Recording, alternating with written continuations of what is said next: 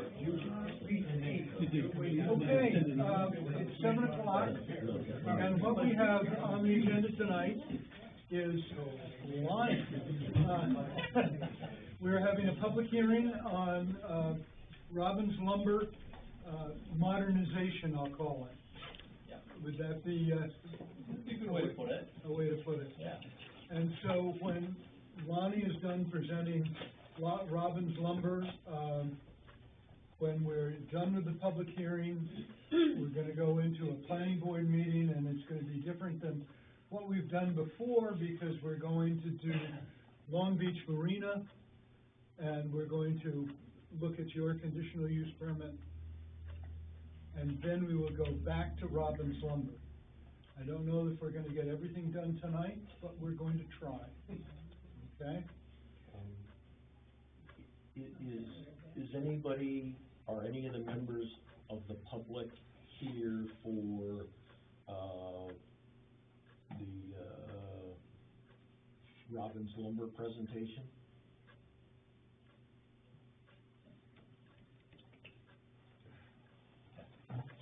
So basically what we're doing at the mill is we're putting a 10,000 square foot addition on the back side of it to house a new edger line.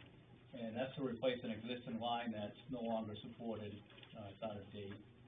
And that's pretty much the whole project right there right now.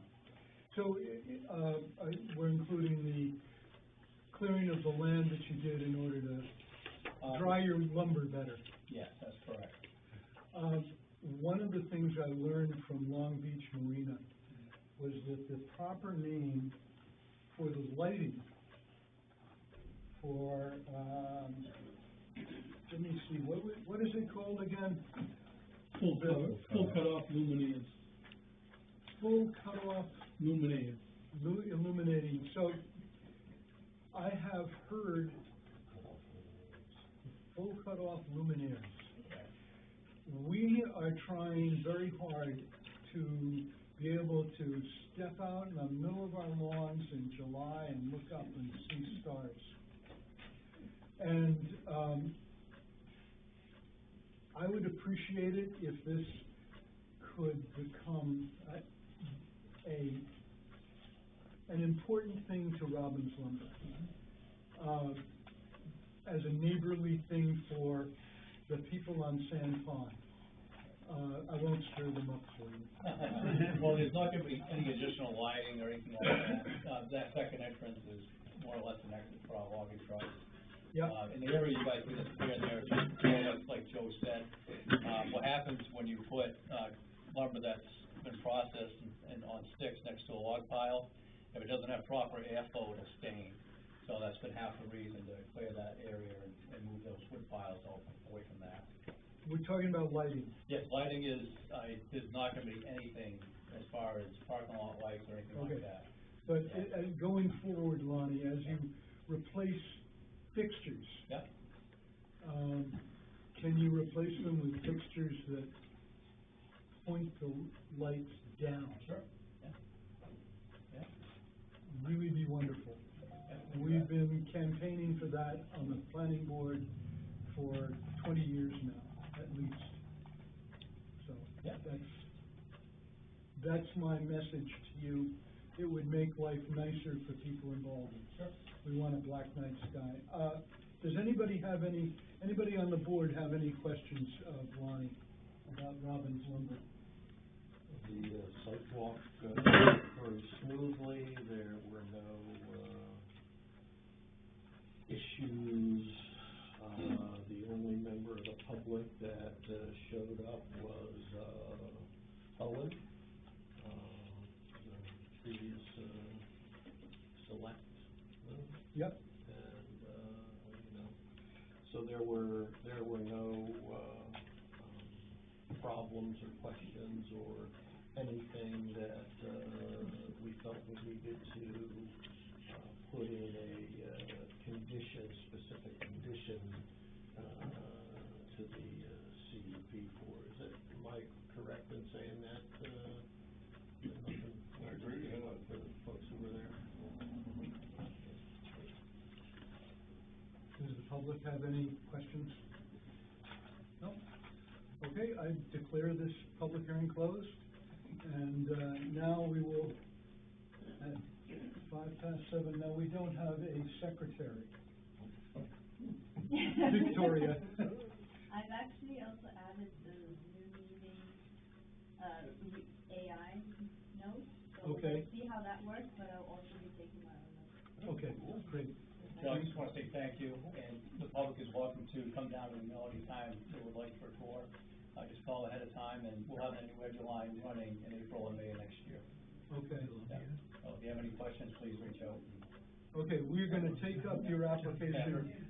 Unfortunately, that's the way it works. That's fine. We have to go back to old business before we can go with you. Yeah.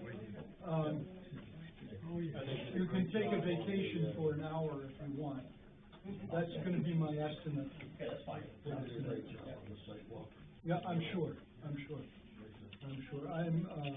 I'm always proud that Robbins Lumber is in town. Thank you. It's a great company. So we've got, let's see, I called a planning board meeting to order, and, we have 5 members present.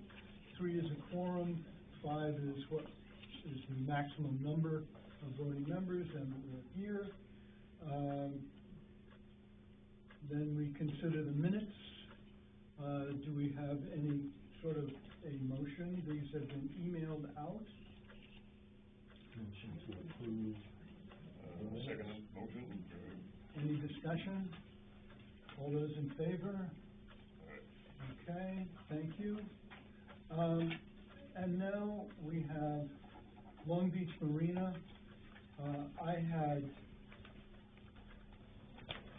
roughed out what we had done for conditions, what we discussed about problems that we saw, people saw with, solutions to problems, I'll say, for Long Beach Marina. And, I roughed them out, I sent them out to the planning board and to Long Beach Marina. They sent me back their reaction, and I did not send it on, because I didn't want a discussion between the planning board and anybody that was not public. Right? We want to do everything in public and be open. So, I did get some, of those pieces of paper out into the audience. We had our selectman, who is also a copy machine expert, copy off 12, and that's what we got. So what I'd like to do, since really what we're looking at is the conditions, trying to figure out what's going on here, I would like not to do this alone. I would like other people on the board to be contributing their thoughts as we go along.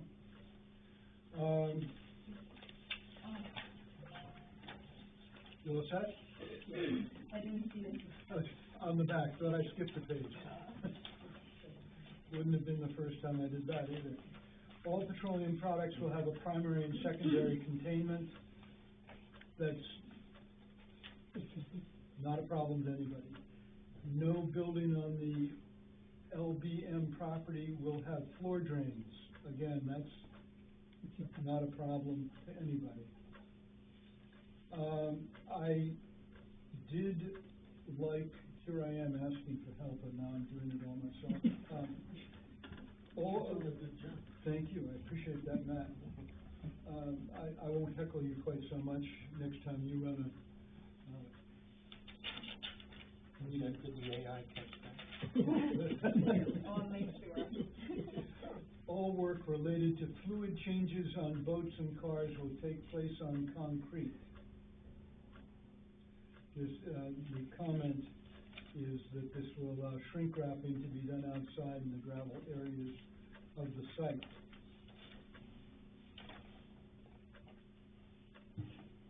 No reactions, then that looks as if that is approved.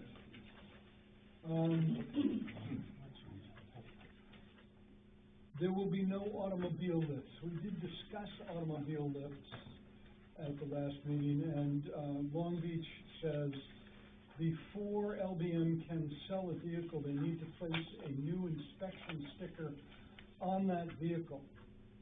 That work will require LBM to have one automobile lift in one of the service bays.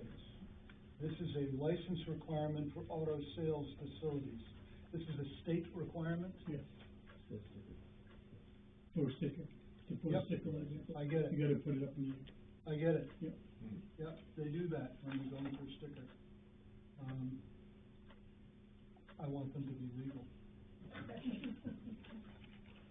So, that seems like a reasonable request on their part.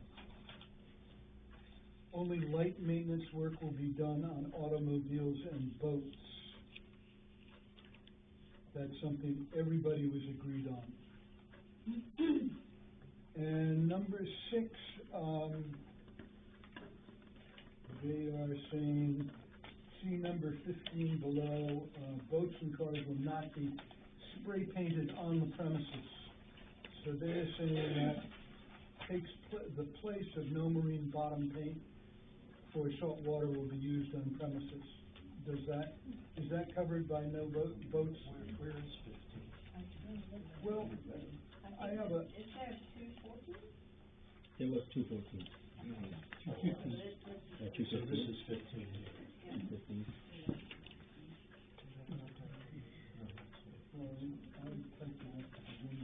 it was supposed to come from light, so, and there will be no sprinkling. So does that make sense, just to have the, boats and cars will not be spray painted on the premises? Okay. Yeah. Hey, excuse me. I just had a question about that. So, our talk was no body shop, no spray paint booths where overall paint job be done on cars and boats. But we would be allowed to have like a can of spray paint to do a touch-up on a scratch or something. Is that, I'm not asking for spray guns and gallons of paint, but a spray can? So I'm a little slow, I need somebody to do the wording for me. Okay. What's the wording? There will be no spray, booths or overall, body shop. There'll be no body shop, basically. That sounds to me like light maintenance work. Mm-hmm. Fixing a scratch. So, there'll be no spray painting of boats or cars on the premises except for, what do I call it? Small touch-up work? Small repair. Just go light maintenance or repair. Minor touch-up work?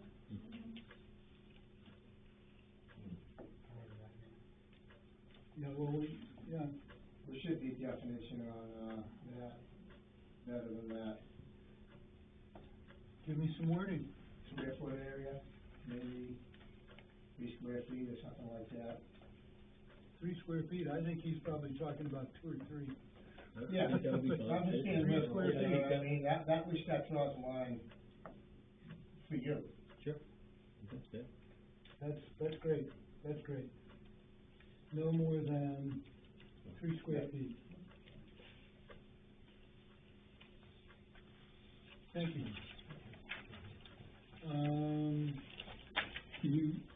Can you read that wording you're thinking? Can you Sure. read that in whole, so. Yeah, sure. There will be no spray painting of boats or cars on the premises except for minor touch-up work, no more than 3 square feet in area. Should we say less than 3 square feet, minor touch-up work, or less than 3 square feet, whatever you Yeah, prefer. I think we're good, Yeah, okay. yeah.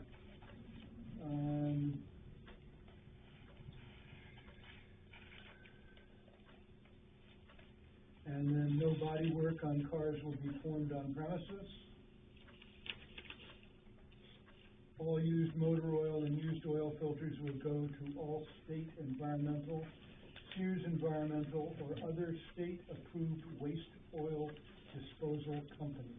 And that's already been set up, Yep, all that. I got it. I'm also taking into account that 30 years from now, neither one of those companies may be in business. Well, when I called Sear, I thought it was Sear, and they gave me another number, and it was actually Safety Clean, so I guess it's already happened. Okay, good, good. I remember talking about, like, every year or so, there'd be every few years, there'd be, you shall let this, or, So what we will do when we're done with these specific conditions, we will add what we call our standard conditions, which means we'll obey all federal, state, local laws, you know, just standard boilerplate, and one of the things will be,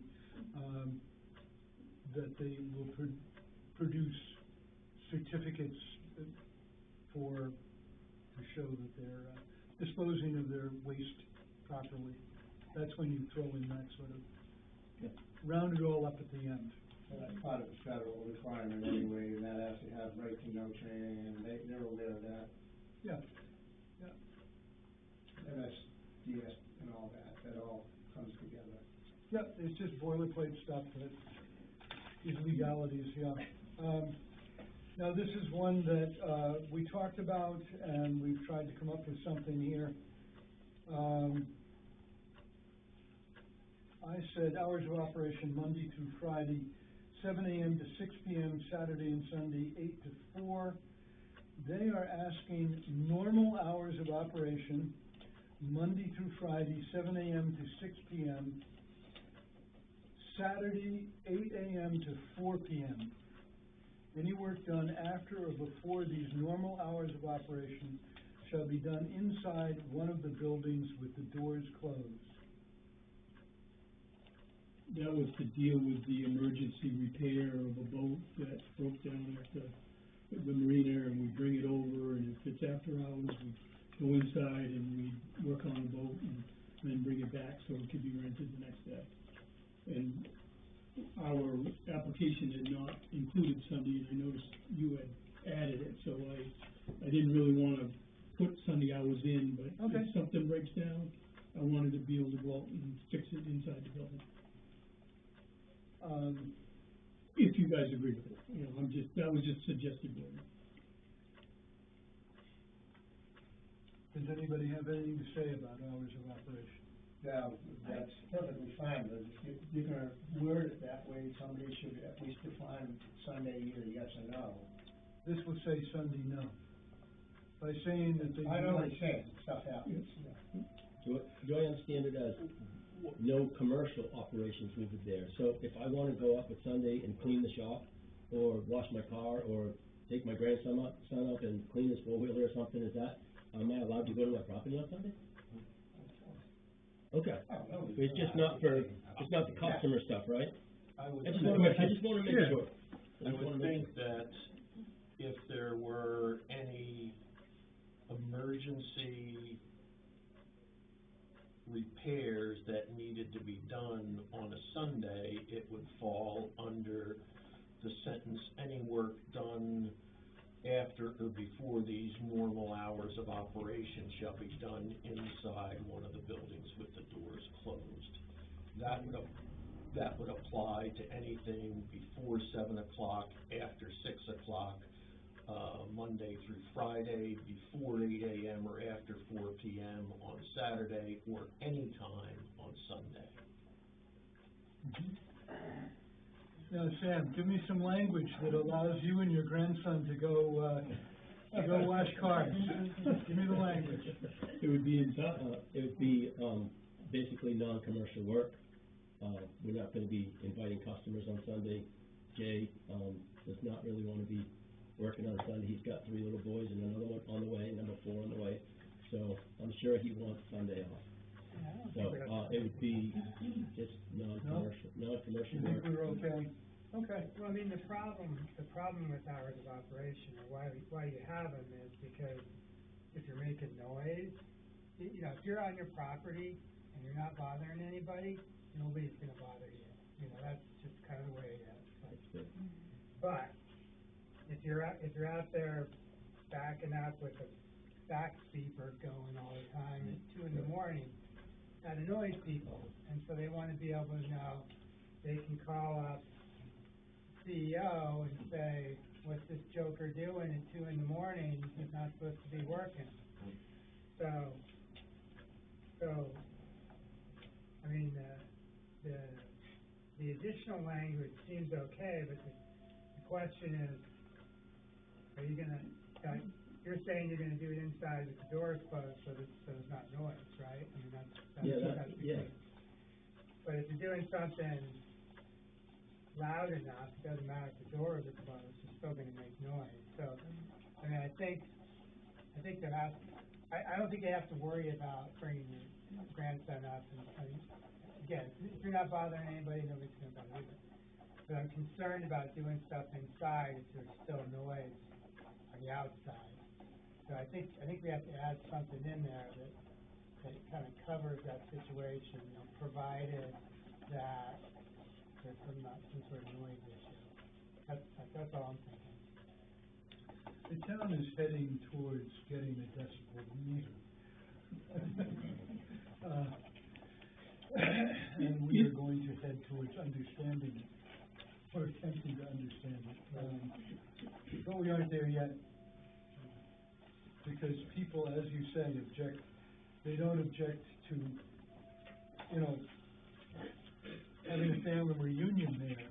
If you were quiet and you weren't, you know, playing loud rock and roll music, I mean, or classical music for that matter. I mean, it's the noise that gets people, and that's really, you know, that's what I heard also from the camp owners on the pond. It's the noise. That's what they're afraid of, and I get it, and I think you get it too. Yeah. Outside lighting will be full cutoff luminaires focused downward and mounted on the buildings. Lighting can remain on 1/2 hour before normal operating hours start each day and until 1/2 hour after normal operating hours end each day. After this time frame, lighting may be activated by motion sensors which are calibrated not to react to small animals such as raccoons and mice. The lighting will be placed as low on the buildings as is convenient.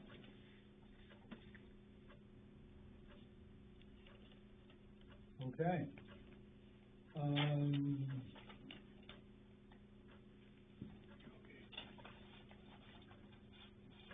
Oh, yes, there are forklift questions about noise.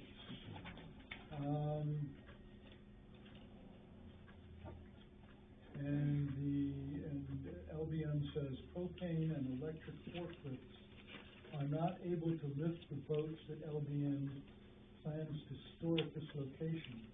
LBM will need to purchase or lease a new diesel forklift for this project.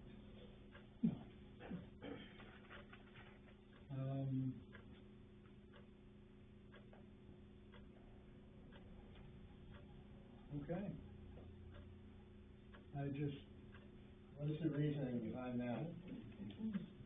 So why can't you get an electric forklift or a propane forklift to do the job? They're not strong enough, they're not powerful enough. They don't lift high enough, they're made for a lighter duty, work. Okay. How many pounds does your heaviest boat weigh, do you think? 4,000, 5,000, 4,000, 5,000 pounds? is that about right, Jeff? 2.5 tons. That's rated for 20,000, 22,000, so it counts for the weight. That's height. And you've got to have the weight on the base if you're gonna go up 4 stories. Yeah. Yeah, yep. Cause I don't wanna see you tipping over there either. No.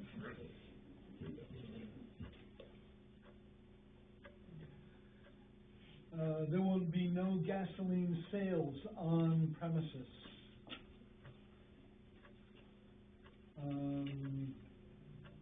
Let's see, did we have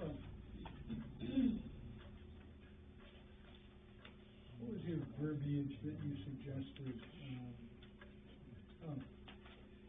LBM will not use Sand Pond to water test any boats stored, sold, repaired, or serviced at this facility unless the repair or service is on a boat owned by one of the camp owners on Sand Pond.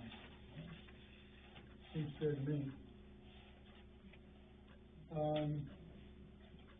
And then we already took care of number 15. So I think we've got a list of conditions. We will include the standard conditions, and one of the conditions will be the right of the code enforcement officer to demand proof of legal disposal of waste fluids. Does anybody else have anything they want to suggest? I just have one question. Yeah. The sign out front on the highway, what about the lighting for that? Anybody discuss any of that? Obviously, I'm sure it'll be on all the time. What are the minimum requirements for him to have, so the rest of us are on the same page with that? Thank you for asking. So we will put in the conditions. We've already said luminaires, and then that might cause some confusion. Are you gonna put luminaires on the lighting for your sign? Sure, we can use full cutoff on the sign, Yeah. Just, absolutely. like to know, Yeah, there's no need to have the light in the upward position, I don't believe so. Yeah.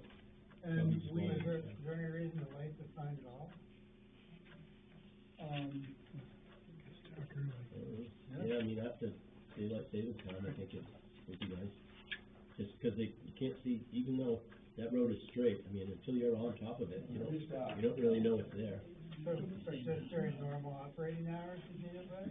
it's defined here as from a half hour before normal operating hours to a half hour after. Well, as long as the light on the sign is the outside lighting. Yeah, Okay. did you understand that? The sign light is included in the outside lighting? Sure, I'm fine with that. where do we address lighting? 10? Number 10, number 10. But we've eliminated a few, you're gonna renumber them, correct? Yeah, we'll clean this up. Yeah, okay. Yeah. Yeah.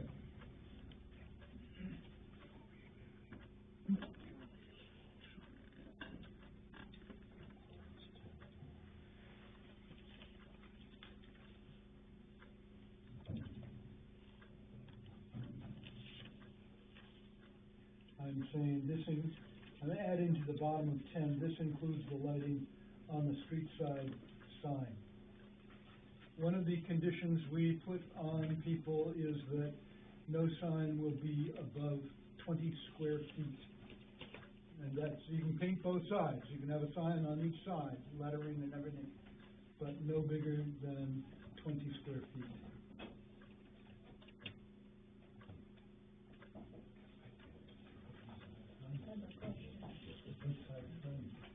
What about fire extinguishers and sprinklers?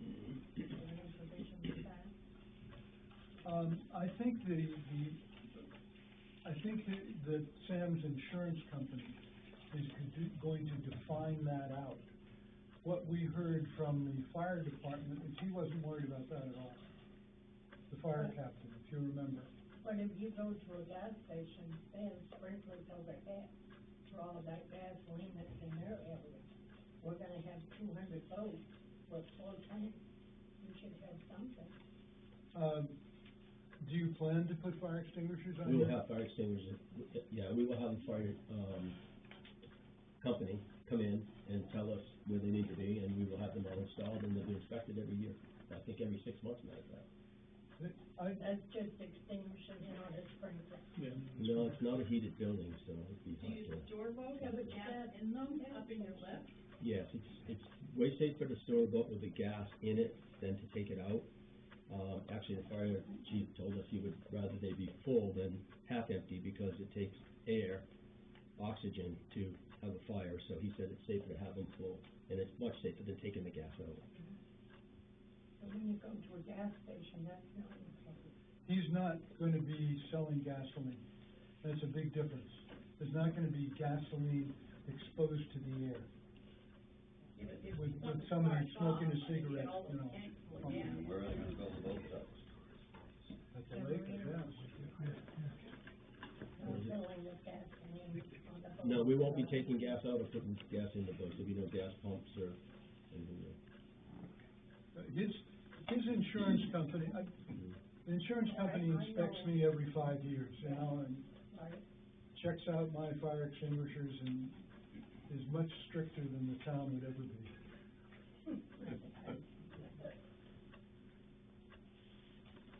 So it's just that it hadn't been mentioned where, Yeah, that's okay. I have a question. Yes, What about lithium batteries in boats? are you finding lithium batteries in boats? Cause lithium, I wouldn't think would go very well with water. No, I it's mean, just- you got a problem. it's Standard 12-volt battery. battery? Yep. Well, when you're doing a provision like that, where that's coming, like, we all know EVs are here to stay, EVs are coming too. How do they handle the growth and the change for that in terms of safety? We'll just do what we're required to do. Right, no, I'm just saying, you know, those are coming, I'm sure you're Right. aware of it, and, you know, Sure. it's a new thing. I can't predict what they're gonna ask us to do, but we'll be required to do everything that, Yeah. by the law, and like you said, the insurance company's gonna be right on top of us, I'm sure. If a boat is anything like a trailer, the lead acid batteries have to be taken out. You can't leave a lead acid battery in those boats as it's stored over the winter, in freezing conditions, or it's not gonna be any good in the spring. They have to be taken out and stored as far, I mean, that's what I have to do with my trailer. Well, they have to be charged. They have to be charged. They can't, if you store a battery that's not charged, it will freeze and it will expand and crack. But you can, they're all disconnected, we disconnect the batteries. So there's no chance of spark. Okay. But they do stay. I wouldn't mind putting in some provision that sounds like this.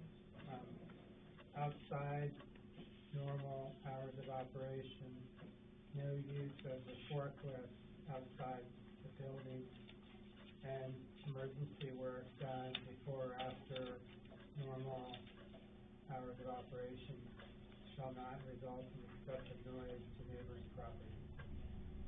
I fully appreciate excessive noise to neighboring property, it doesn't mean anything, so I'm just trying to work with the concept.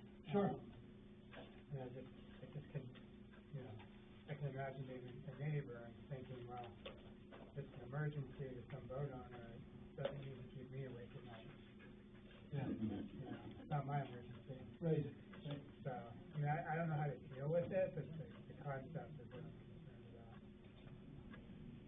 And I appreciate you trying to address it by saying the doors are gonna be closed and stuff, I guess I just want one more layer of protection for the neighbors.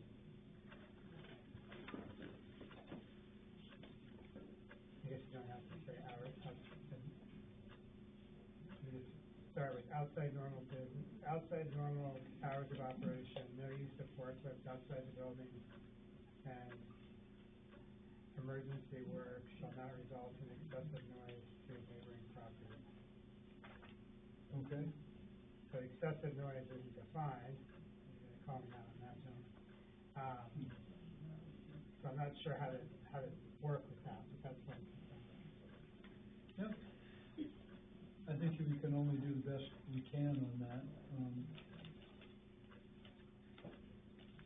And it's a matter of, if the privileges are abused, then there is room to go in there and say something. And if he used his forklift once or twice outside, in the course of the summer, that wouldn't be so bad, but if it became every night, then we would have grounds to say there was a violation.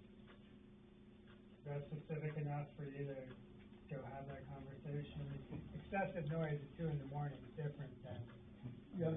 2 in the afternoon, like, doesn't take much at 2 in the morning to be excessive. Yeah. True. About the definition of excessive noise being, excessive noise is any noise that is under human control and of such nature as to unreasonably interfere with the peace, comfort, and convenience of any person. So warm and fuzzy.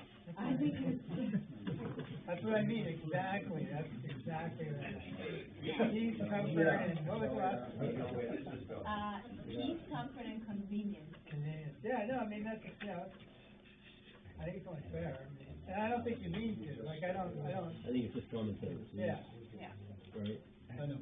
So, have we put together what we think might be a conditional use permit? Sure. Do we have a motion? A motion to approve the conditional use permit? With the conditions we have discussed. Yes. And the standard.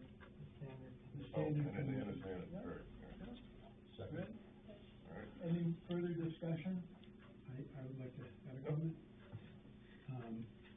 As you're getting ready to prepare for this vote, I think one of the things that I would have asked the board to consider is the reason why we're all here is because we don't believe that that kind of a project is appropriately placed around Sand Pond.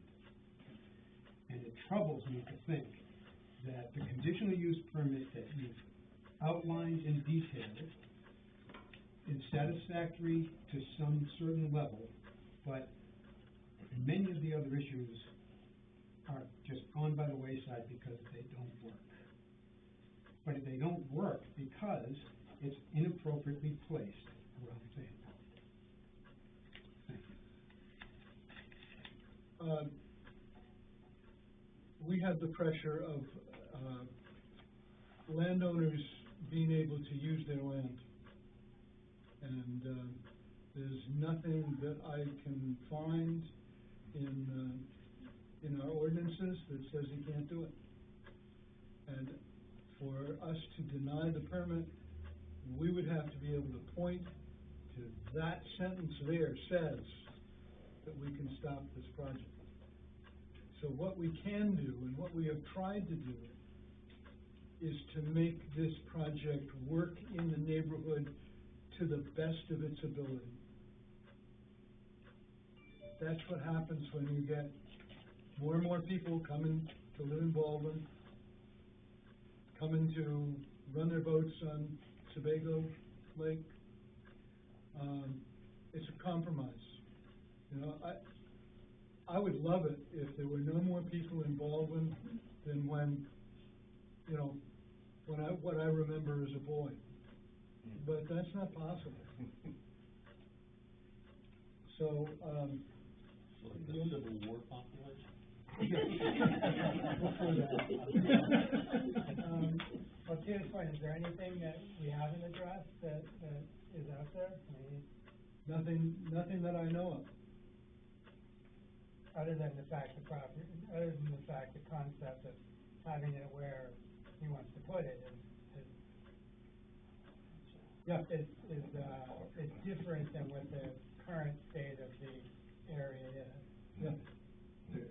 The peace and quiet and serenity of Sand Pond is gone. I don't think so. Oh, I believe so. Okay, well, we'll see. Right, and We'll when see. you start using air tools and, diesel engines backing up to move boats around, and we're just trying to sit outside and enjoy the peace and quiet, it's not gonna happen. But thank you for hearing us. I don't know what to tell you. I mean, I wish I could tell him to take the backup beepers off the forklift, because I agree with you on that very much. Those things are difficult to live with. But Well, if there's anything that's gonna come out of this whole thing, it's fine. I feel the same way he does, but one of the biggest things that all works behind everybody's mind is the excessive noise, that's been going on. And I think we all know what we're talking about. That has to be ironed out and bugged out, and it has to be delineated so everybody can move on and enjoy what's left of the town. In line with what he's doing, there's other issues. I'm just saying that I think we need to work as a community better with noise ordinances and the definition of excessive noise by feet and by decibel, and I think that needs to be a town priority immediately before much of anything else. As far as I'm concerned, it is, and I think I speak for a lot of other people. There's an understanding that noise is a problem. That's a critical situation right now. It's out of control, and if there's anything important that comes out of tonight's meeting between everybody here, we're all on the same page. I get it. I don't think he's gonna break the sound barrier, The black marks on the road outside my house. but I think you're all aware of what, Yeah, exactly. what we need to dig deeper into the long-term situation of, the town's gonna change, we all know that, but we need to really come up with a master plan in terms of what we're gonna do with, that type of. The selectmen are working on it. They are, these things go slowly, but they are working on it. I suspect that at our next regular town meeting, there will be an attempt and an ordinance to deal with that problem. You know, you can pass all the laws you want, then people have to obey them. The ordinances aren't really necessarily going to resolve the bigger picture as you're trying to lay out as well. Perhaps the bigger issue is, looking at the small town of Baldwin in a historical perspective as opposed to a futuristic perspective. And maybe the guidelines of a rural district is no longer appropriate for Baldwin. And you're gonna have to put in business locations, commercial locations, and residential locations. And that's something worth considering as well, even though now we're putting the horse behind the carriage, so it doesn't really matter. What kind of buffer is there between, the proposed use and neighbors on the San Pond side? I apologize if this is already How large is that buffer of trees behind your 200 cleared area? 250, I was gonna say, from memory, I was gonna say 250. 250 feet. Yeah, it varies, you know, as you go away, along the shore. But the closest one's about 250 to our lot line. And if my Which is perspective 200 is accurate, the burn pit, the burn pit is a whole lot louder on Sand Pond than it is on 107.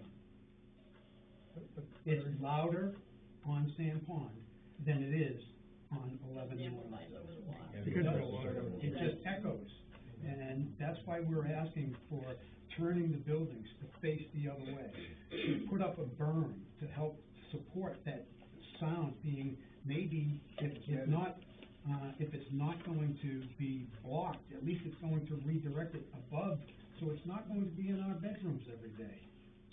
You know, it's a quiet place. It's not gonna be anymore. It's just not.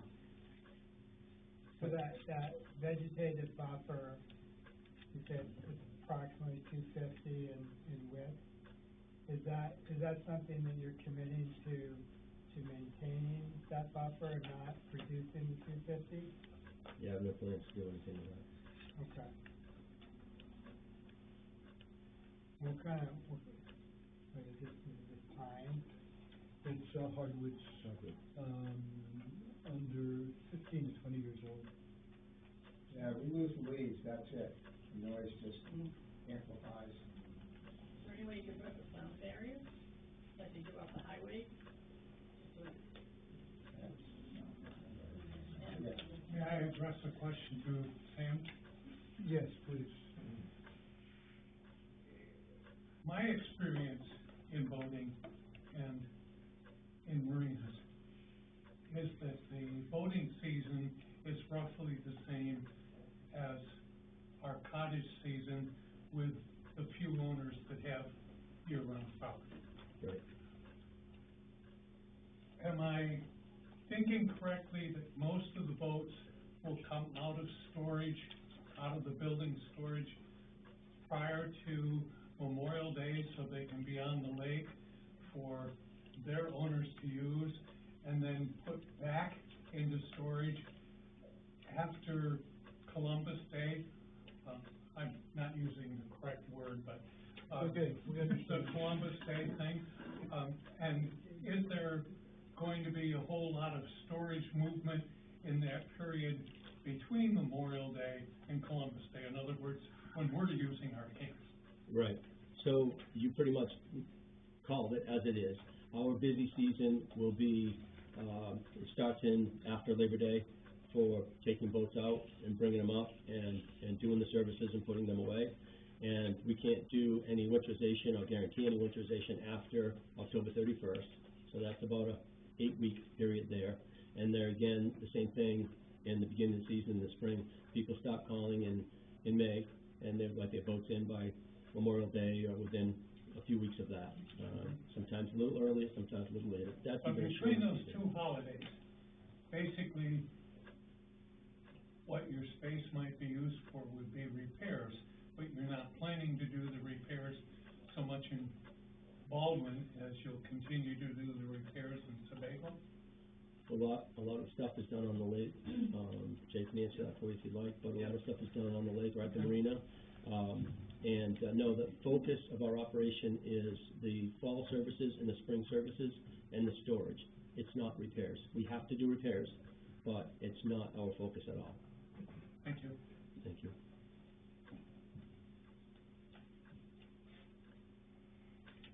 So I'd be interested in if the kind of committee not to cut that vegetative area on the backside to not put that in the conditions that be maintained. I think that would be helpful.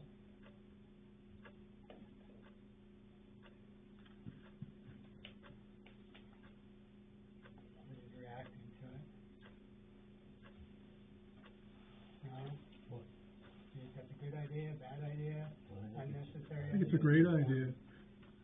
So I'm writing down maintain vegetative buffer on back of property, Approximately two. as drawn on plan, on the plan of the project.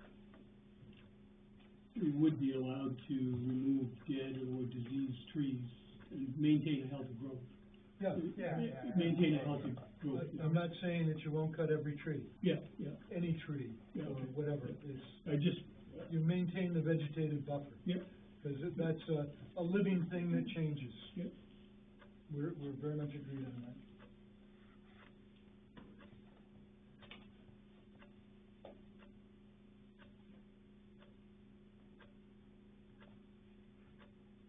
Yeah, we're trying to thread the needle of,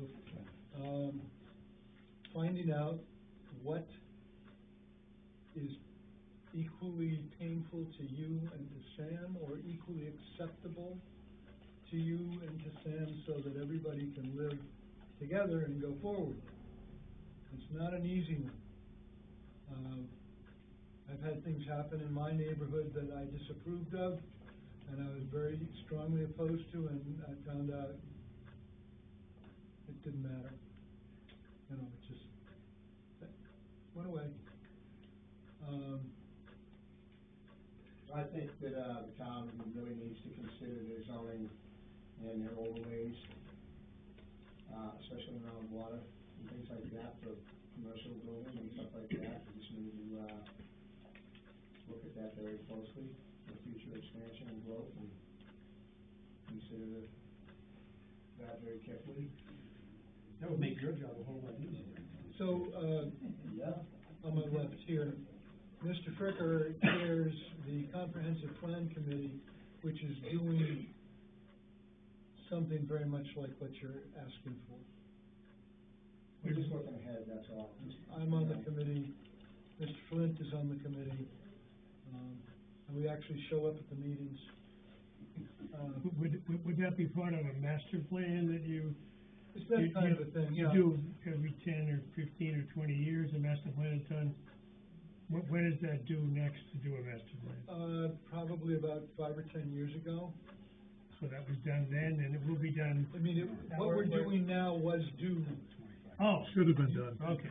Sarcasm, that's sarcasm. No problem. Okay. I'm new. I know. I'm new. It's not late night TV. They know AI and that seconds. But that typically would be part of a master plan. That's kind of, yeah. And we, as a matter of fact, at our last meeting earlier this week, we discussed this kind of thing. We were talking about it. As you represent, and so you'd understand, Baldwin doesn't like change. You know, no matter what we do, if we change districts, people are gonna be upset. If we don't change districts, people are gonna be upset. I understand. It's like in a Change is- small town. Sometimes That's our change is job. good. That's our job. People are upset when they come to us. You know, we stir them up, it's good for their blood circulation. What's the construction time on this? Like, how long does it take to build these buildings? You could have 2 years to start and 5 to finish. Yeah, but just, I mean, like, is it gonna be a 2-month project or a 6-month project, or? We had proposed a project in 2 phases. We had initially suggested we were gonna build a service building in the gravel pad area for this project in the first phase, and build a boat storage building in the second phase. When Sam says 2 to 5 years, the idea would be that the second building would be built within that 5-year period. Ever since this has hit the press, there's been more interest in the boat storage building than, you know, the sales or the service building. So we may switch those buildings, but the idea would be, as cash flow allows, he'd build it as quick as he can. Construction period, I can't imagine we're talking more than 4 to 6 months. Yeah, I mean, in today's world, okay, when people need work and go to work, it might go faster, okay? But right now, most of the contractors I'm working with are taking a very long time to finish because they can't get materials, they can't get supplies, they can't get anybody to show up. You know? One of the things that's maddening is for a construction project to go on forever. Understood.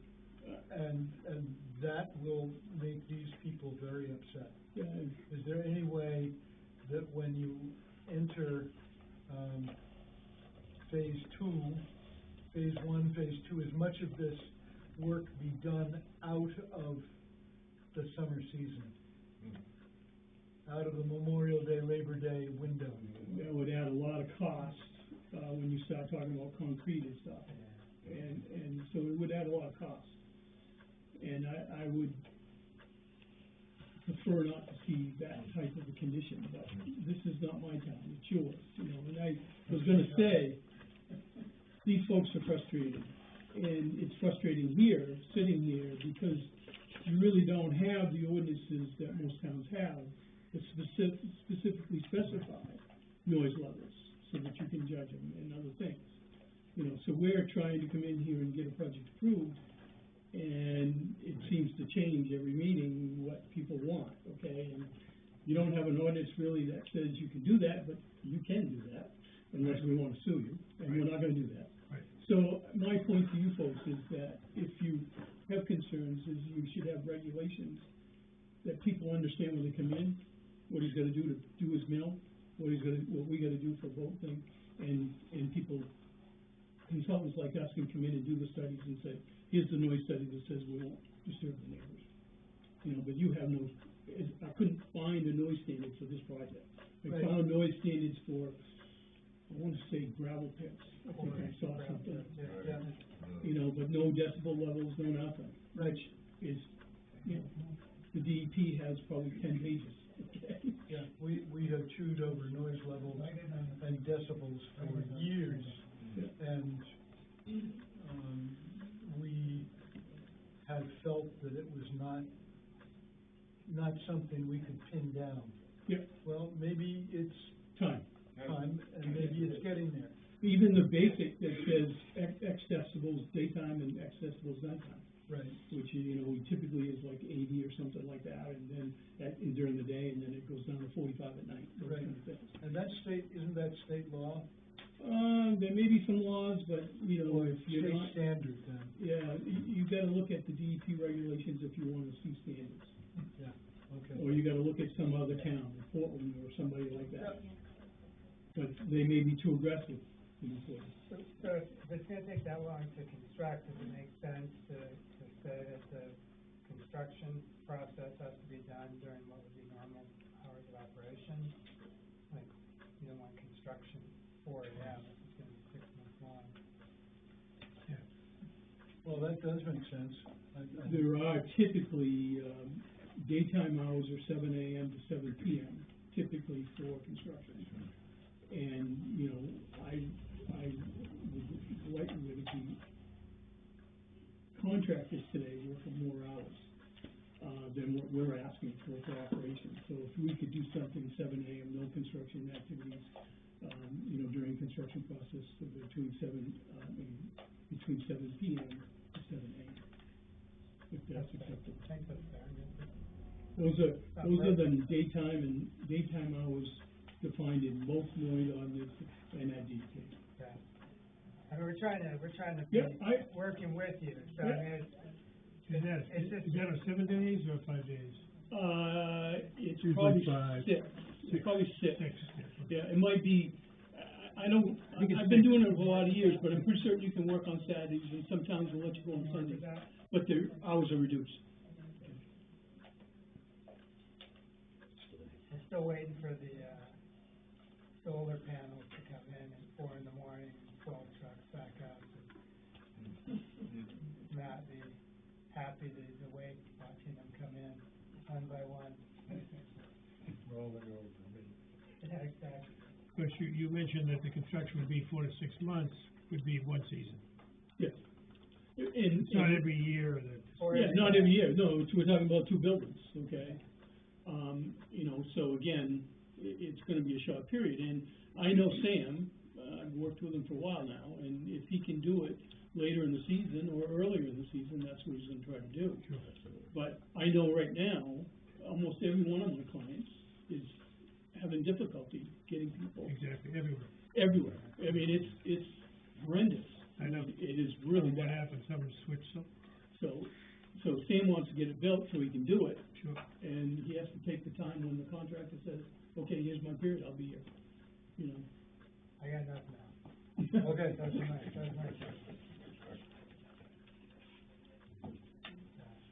Mike, you ready? No comment. So we actually still have a motion on the floor to grant the conditional use permit to Long Beach Marina with the conditions, that we have discussed. All those in favor of granting? And opposed? No, that was, okay. So that passes. Thank you all very much. Thank you. I will, get out these conditions to you within the next week. And we'll, I'm sure there's no problem, but if there is, let me know. Yep. And then we'll get you a signed copy of the, conditional use permit. Okay, so that'll come at your next meeting, is that what? Yes, Or that's does generally- it just get mailed to us? Do we have to be here at the next meeting? No.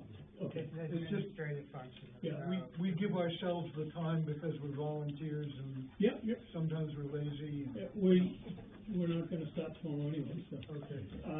And if we get a chance to look at it, if we have a comment, we'd send it, but, you know, Yeah. I'm sure you'll do a fine job. Okay, thank you. Thank you very much. Thank you. Yeah, good luck. Thank you very much. And thank you for your input. I appreciate you showing up and your concern. Like we said, we're gonna do our best to be a good neighbor. Thanks, good luck. Yeah. I'm not worried. Good luck.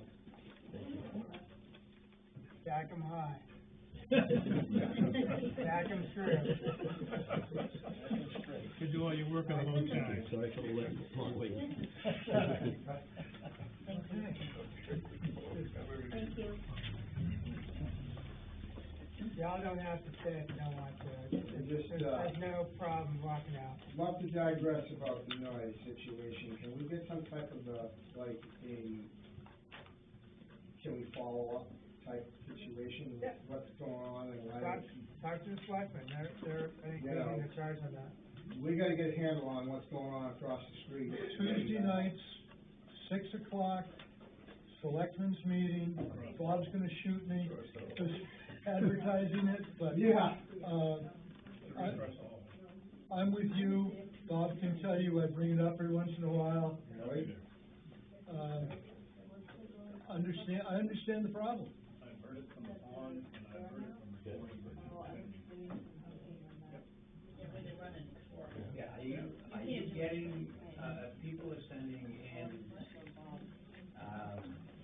audio of what's happening, are you getting them? That's probably the CEO is probably the person who's, so just so you know, so the basics are, the planning board is not an enforcement agency, so we have no power to enforce any rule, regulation, ordinance. Our job is really an administrative job of, people come in and we are empowered to read the ordinance and apply the ordinance. We're technically not even supposed to interpret the ordinance, we're supposed to apply it but we interpret, we try to work it out. Any enforcement items come under the purview of the select board, and then their enforcement agent is the code enforcement officer. So to the extent that there's violations in town, it's the select board and the code enforcement officer who are involved in that. If somebody is in gross violation of their CUP, there is a way that we can try to haul them back in and work with them to change the CUP, but that's a pretty, suspect power that we, don't use very often. So just so you know, kind of the role. Right. So he's the person who probably has been receiving those emails and other things. There's Sam. Got the vote on the trailer, just trying it out on the way out the door. So no, the selectmen meet on Tuesday nights, 6:00, right across the hall. And if you send emails or any information or videos or anything to Baldwin Selectmen, you'll see that, email on the website. We'll get them as well. I'm collecting them all up. I'm the one who's trying to put together some kind of an ordinance. I think that These goes hand here in hand with the mass gathering. they're working well, worse than fun. Right? Who cares if you've got 1,000 people silently praying? Nobody cares. Yeah, But if you've got yeah. 30 people all laying rubber down, they care. Oh, yeah. I kind of, I was actually using that mass gathering ordinance in my state. How many places are there? I kind of came down. Ford is a good gift. On the Robin number. Oh, okay. Thank you, sir. Sorry. Lonnie. Yeah, I mean, congratulations, man. So we have Good to see you, man. an application You've been for reading sawmill through some- expansion. We have a mill layout. I think this is great to have this. We have a placement of the project on the face of the earth. Yeah, very good. You better do it up front. That's what I was in mind. Adding 10,000 square feet.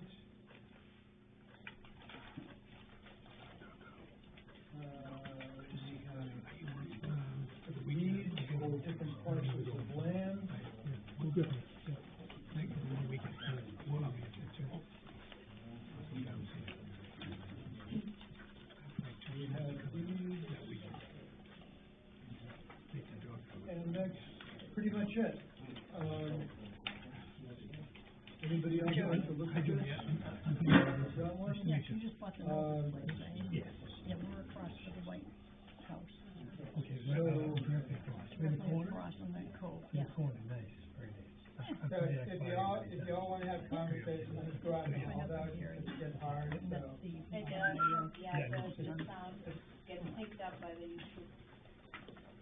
So, standard conditions get added.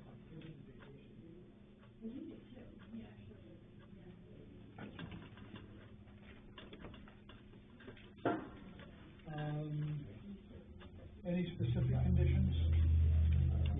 Wait, I think you should ask for 5 minutes on this old house, next show, with Robin's Lumber. See what we can do. All right. Yes, please. Big group of people down there. Figure out.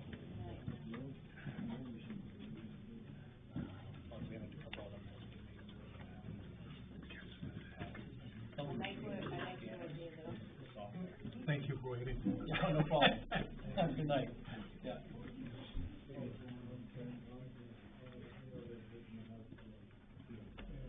One of the things I think of when I look at this is that Robbins Lumber and Leamington Lumber before, Leamington Lumber's always been very friendly to the town and, really promoted the town as best you could.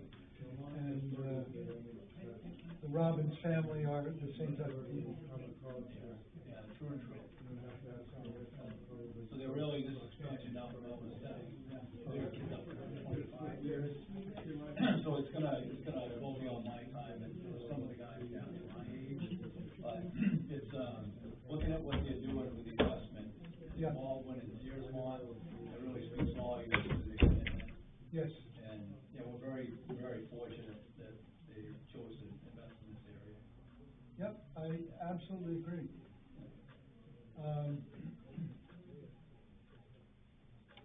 I would prefer to put minimal conditions on, just the standard conditions that are, I don't have a list of them, but, it's things like obeying the law, I mean, it's boilerplate stuff. And I really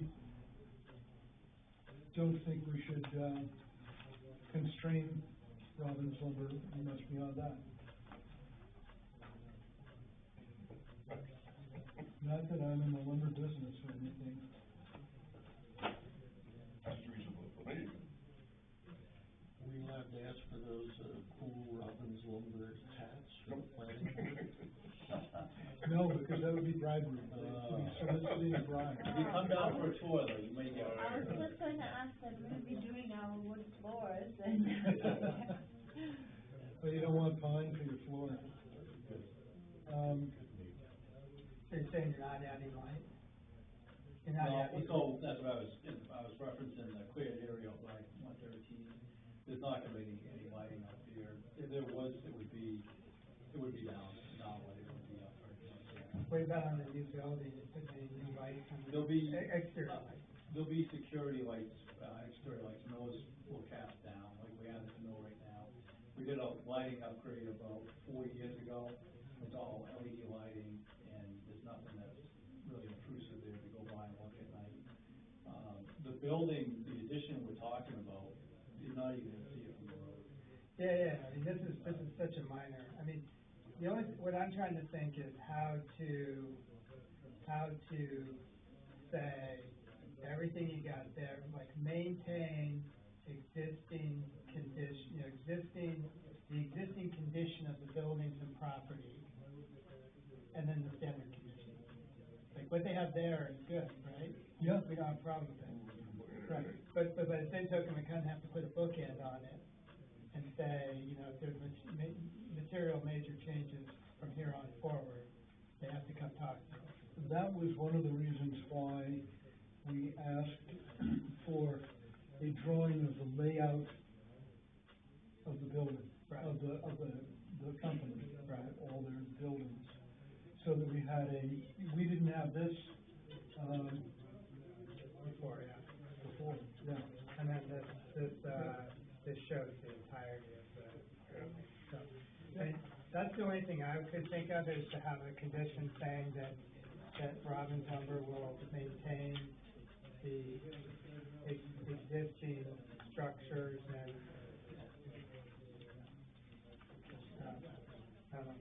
structures and, makeup of the property. And then the standard conditions. Like, I can't think of anything else. So, but I think that we want to look at it, so if they do make changes, they do have to come back, because that's always been, you all have always been great, so we never really have to worry about you, but by the same token, there's nothing in the file in there about what you have. So, I forget what the minimum lot size, minimum square footage is of a building, that you have to get a permit for? Excuse me? 144 square feet. So if you build anything larger than 144 square feet, gotta come in for a permit. A building permit, but not necessarily a conditional use permit. So if you have to come in for a building permit, you have to change your conditional permit. I got, that's fine. Yeah. And I'm good with this, like, I just wanna put a book in on it. No. Anything fine in the middle here, anything else there is not gonna change. Yeah. You know, it's too expensive, anything you make changes to, I think. Yeah, sure. No, I got it, it's just a matter of saying, this is what we got. Right. We're defining it. And then when changes come, we know they've changed. Right. You know, right now, we don't even know, what's there. So you've taken and stripped off this. That's correct. All of it? No, half of it. Half of it, yeah, okay. And you're building housing on the rye field, did I hear? Off Brown Mountain Road. Off Brown? Behind the road. To the north? Yes. Of Brown Mountain Road? Yeah. Where the old ball field was? Right, it's actually, it's in this location right here. Okay. Yeah. Yeah, which has nothing to do with the CUP. It's more an expression of, I guess, how hard it is to find people to work for you. That's a pretty good way to put it, but it's like everybody's saying, we share the same issues. Yep. Whatever labor market you're in, whether it's Yep. white collar or blue collar. Yeah. Yep, I get it. Do we have this? Sure. That's part of it. Yep. We can have a document. Is that a single family unit that's going in there on Brown Road? It's a single unit. Yeah. All right. Yeah, there's real housing problems in the area. Anybody else have anything they want to talk about? You good? They've been pretty good supporters of the library as well. Yep. Anything? I'm good. Good. Well, what I need to hear is a motion. Make a motion to approve the CUP for Robbins Lumber. Second that motion. Any further discussion? All those in favor? Great, so passes unanimously. Like I said earlier, on that line running probably April. Great. So you guys feel free to come down and check it out. You'll see the amount of technology that they do. You've seen the mill anyways, but there's the stuff that's coming in is pretty impressive. Yeah. So that was why I skipped the sidewalk. I had some friends were getting together that morning. And friends are more important than a lot of other things. So thank you, Lonnie. What we'll do is I'll type this up, and then the planning board will sign it, and that will be at our next meeting. And you just, somebody just has coffee in the middle of the record. You want me to come back to the next meeting? Don't bother coming back. Somebody will drop it off. I'll drop it off at the mill. Sure. Well, thank you very much. Thank you, Lonnie. See if I get through the model. Don't make much noise. They are very skilled at that. So I want to, the only thing I wanted to do is talk to Dawn about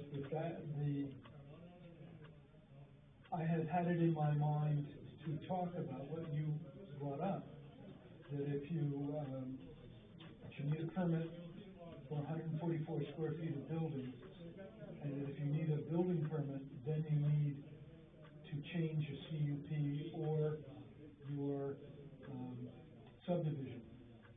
But the rules say you can get one at 144 square feet, no permit required, but beyond that, you can do another one. Yeah, And it's not limited to the size, it's the square footage that determines it. the first one, up to 144 free, Right. after that, So Don, once Don gets talking, you can't stop him. So they caught him out there. Does anybody have any?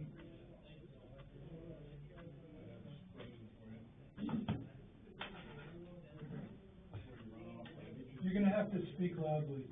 before you run off, could I get you to take a quick look at the drawing? Oh, sure. Bring it up here. Yeah, sure. I don't know how to Oh, speak. you're right. Don't go into those petty things. That's petty. That's petty. I'm a petty person. Can I pet you? Somebody has to do this.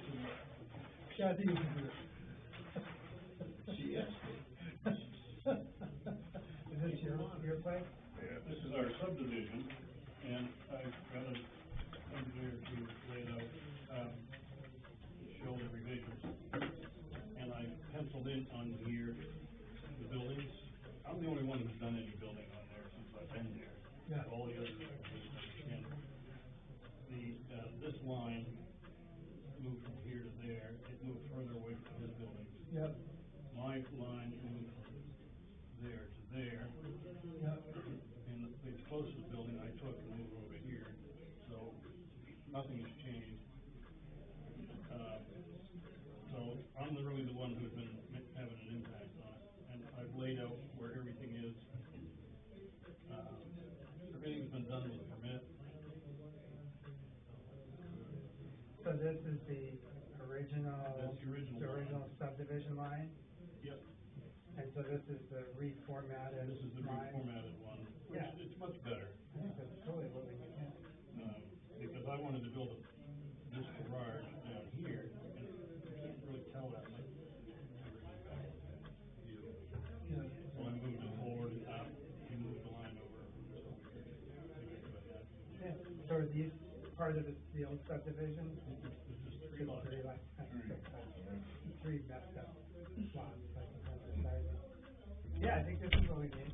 And then what we would, you come in and say, But the drawing that I'm going to take to the, deed doesn't have these. right, the editorial.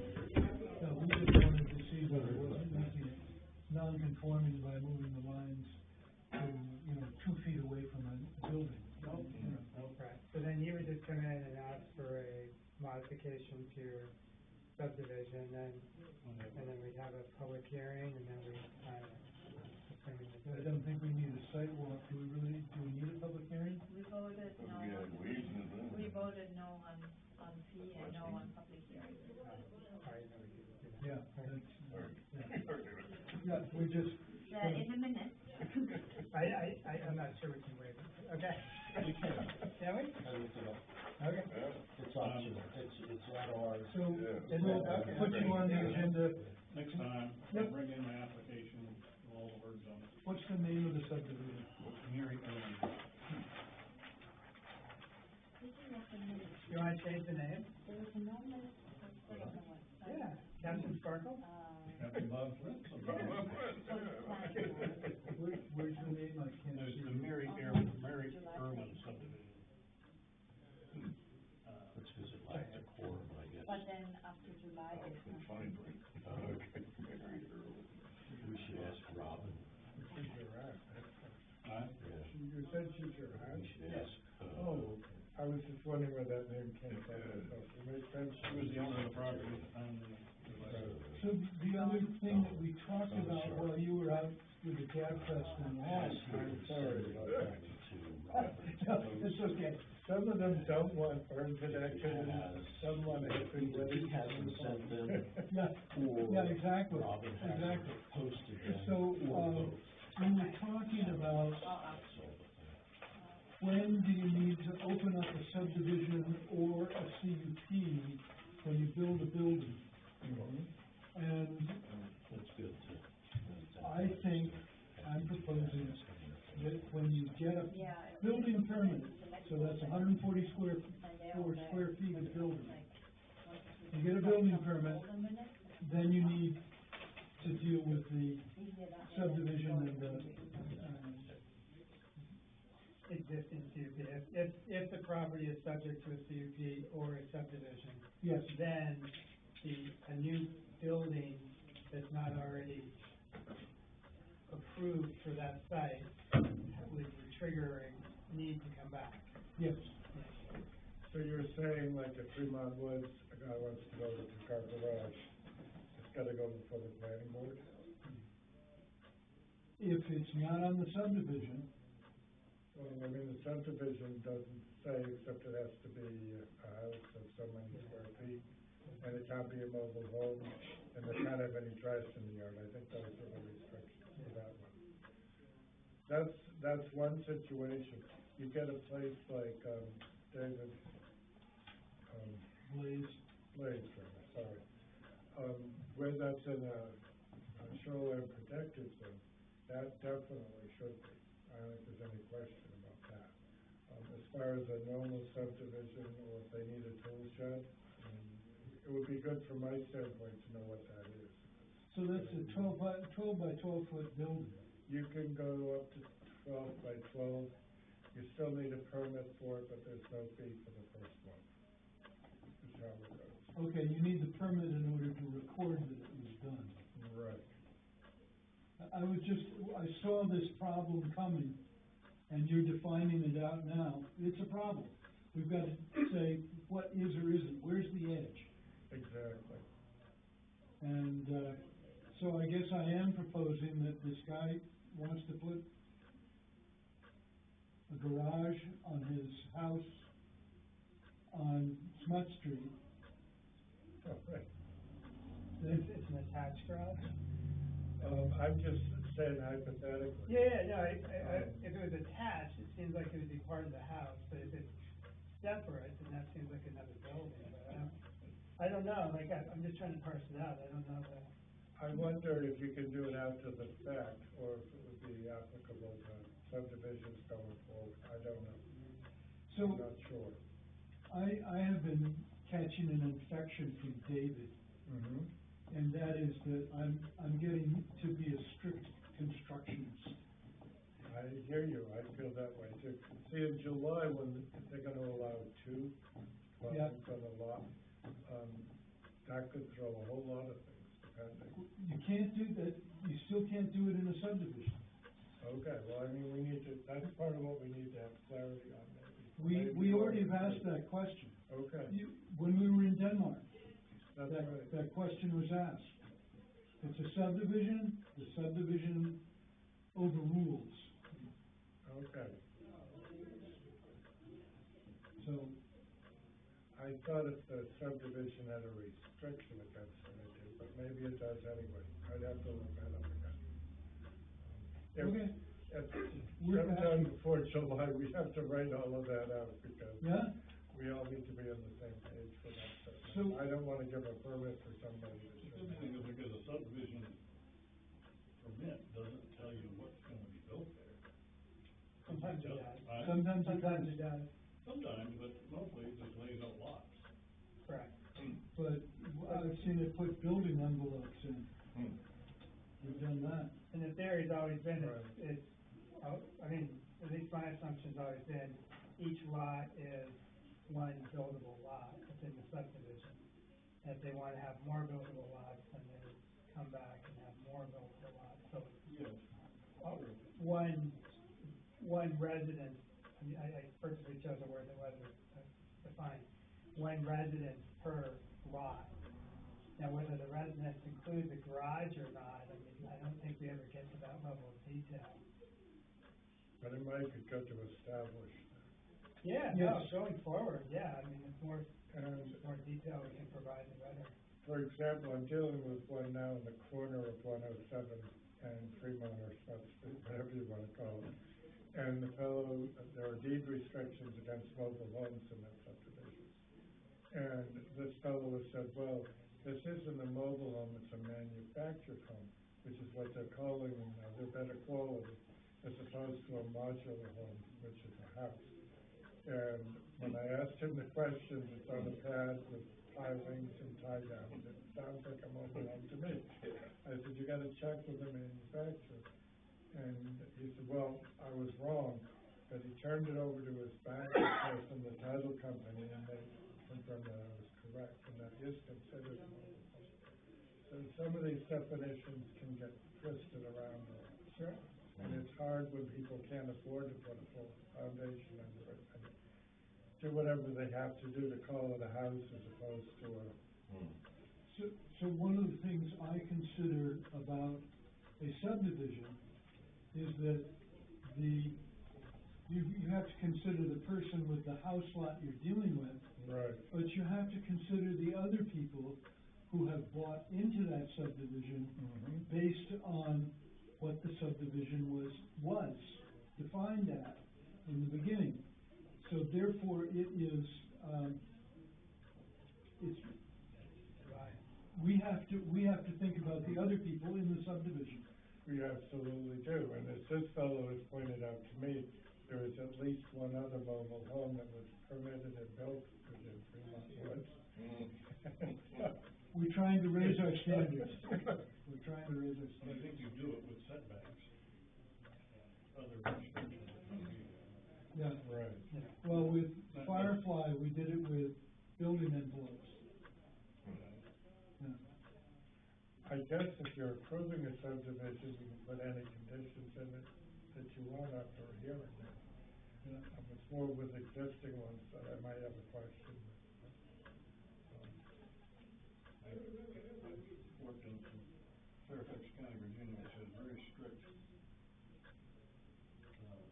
building ordinance and planning boards, and it amazed me that I could not build a 220 square foot shed, but I could build a fairly large detached garage. And so it really was just, what it is you say you're gonna build. You say you're gonna build a detached garage, well, you can go to 2 bays and whatever. But I couldn't build But don't have a shed. 200 square foot shed. The only question I have on the change of subject, did we provide David Laurie's opinion to the marijuana people? Like the latest email? Yeah. Yeah, last time. I mean, I don't know if there was another one.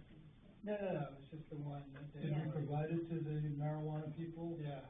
Yes, We did? it was, let me tell you something. Okay, as long as we did, I just wanted, because it's attorney, whatever, I just wanna make sure,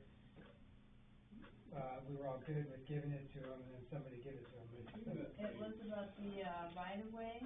Right. That wouldn't be an issue, the requirements about the nonprofit, and they had, applied for nonprofit licenses. Alright, they were dealing with all the answers and figuring it out, okay. And then, regarding state versus town license approval, which is, he has approval, he has a license, so that's not a Okay, issue. as long as they got that information, so then they can. Yeah. address their application to meet those requirements. That was all I was concerned about. There is some question about it, with the right license, and at this point, they haven't provided it. Yeah. I think it would be a good idea to take a look at what they're licensed for. Right. He's licensed as a caregiver, but that's not the same as being licensed to run a facility of the type they're proposing. Right. They have to get certified by the state to be able to operate the business. I mean, a caregiver license. And then they get a permit from the planning board to build the facility, and then they get the license from the state to run it. It kind of is a three-step process, as I understand it, with what they're trying to do anyway. And I didn't want to raise a discussion because they're not on the agenda. I just wanted to make sure that they had that information so we could keep going with that application. I don't know that they do. Okay, but, well, Bob says they have it. Okay. They said they had it, Oh, okay. but, They didn't show a piece of paper. right. Should I reach out to their lawyer guy and make sure we have no problem giving it to him, right? I mean, so, let me reach out to the lawyer. That would be great. Okay. Thank you. From the minutes. One of the guys showed up at the beginning of the meeting he said, I just want to talk to you before the meeting, you know, in private. He's standing 10 feet away and said, we have all the papers that you want. Okay. I said, oh, okay, whatever that means, I don't know. They got a letter from the church, they got their state church license and everything like that. But they were told at one point that was supposed to all be sent to me to look at, and Yeah, they have send it on to you, and I haven't gotten nothing. Yeah, okay, well, And as far as their driveway, they're gonna need, that's something we can't give them, the state has to give them a driveway permit, and they're gonna give out conditions in terms of how that gets built, when part of it's in a wetland or whatever. Okay. So they're gonna have to initiate that process. So we're gonna spend a meeting looking at their paperwork and figuring out if we have enough of it. Yeah, and like I said, I just wanted to make sure that we were all good, giving them David Laurie's email, and then making sure, and then they can go figure out, they can call David if they want to, and they'll figure that out, but I just wanted it off my desk. Great. Well, any paperwork they send my way, I'll make sure it goes to you, Joe, and you can distribute it to everybody on the board or whoever needs it. Okay. Great. If you wanna go that route, or if you wanna have them just send it to you, that's fine. If I get it, I'll send it to you. Okay. And do we have, any applications for the two new businesses over in Jewett's old garage? The doggy daycare and the other business? The marijuana people are no longer in Jewish They are no longer in Jewett's garage. Different garage, eh? Nope, same garage. I thought it was I saw the sign come out on, 11 there, for the doggy daycare. But when you say Jewish garage, I think of the one that's on my street, on School Street. Yeah, no, I'm talking about the one on 11. Big yellow barn. All right, yeah, because, yeah, it's there. I was thinking the one across from Jewett's old house. That's in Mexico. Oh, that one? Yeah, that one. That's what I was thinking. Oh, okay. They had the doggy daycare and then some other business. We're not in enforcement, I don't care what's going on. I know. Have they come for an application? They asked about it before they started it. I said they needed an conditional use permit. They said they didn't get it. They did. And I've been working with animal control on that. We're gonna go over and talk to them, and he's got one other thing we gotta go pay. You got it covered then, yeah. So we're working on it, and, they're either gonna have to close or they're gonna have to get a conditional use permit. Okay. I just noticed the sign, so. We have, throw it out there. The last couple of days have been a little wild around here, but we would have been further along on it, but we are working on that. so Deliso Lane, what's his name, Gorolov, wanted to come in tonight to discuss, a conditional use permit. And I told him, why don't we see if we get rid of, we finish up with 2 items and then we'll deal with you. The question comes, it's amazing, our business is very different than it was 5 years ago or 3 years ago. The question comes up, somebody comes in with a conditional use permit and we say, you know, really, do you want to go through with this because we got all kinds of problems, and here they are.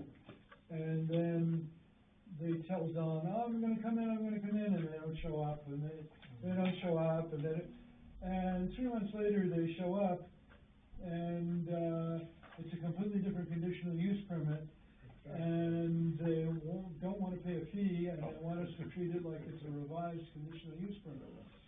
I noticed that the group that, we went to in Denmark has on their agenda for their next meeting, what to do about abandoned applications, Right. they called it. Yeah, they send emails very regularly, which is appreciated. But I thought that was an interesting question. What do we do with abandoned applications? Do we, Put them in the, abandoned applications file. thank you, Matt. Do we It's a round receptacle. Yeah.